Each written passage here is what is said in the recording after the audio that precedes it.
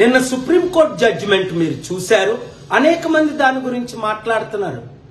SC వర్గీకరణ గురించి, divide and conquer rule ని చివరిగా నరేంద్ర మోదీ గారు మందకృష్ణ మాదిగని కలిసిన తర్వాత ఏమైనా ఇన్ఫ్లుయెన్స్ తో ఇది వచ్చిందా, లేదా 7 జడ్జిల్లో 6 రూలింగ్ చేసి ఒకరెందుకు ఇంకొక విధంగా ఇంటర్ప్రిట్ చేశారు?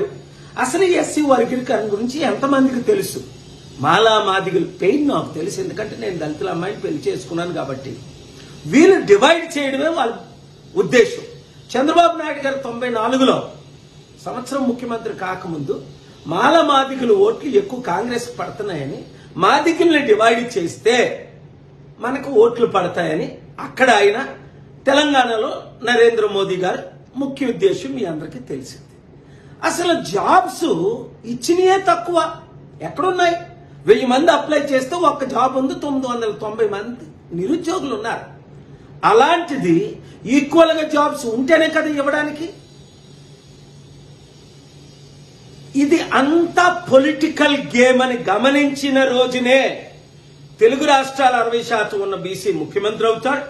16% ఉన్న దళితులు, మైనారిటీస్, క్రిస్టియన్ ముస్లిం అందరం కలిస్తేనే ఈ అవినీతి పాలన, కుల పాలన, కుటుంబ పాలన ఇట్లా మాట్లాడుతుంటే కొన్ని ఛానళ్ళు వేస్తున్నారు, కొందరు ఇట్లేదు. వేసిన వారందరినీ దేవుడు దీవించి కాక మీరు మాత్రం ప్రతి ఒక్కరూ మనోనేత్రాలు తెరిచి అప్పులు చేసి దోచుకున్న ఈ రాజకీయ నాయకులకు మరల మద్దతు ఇస్తారా?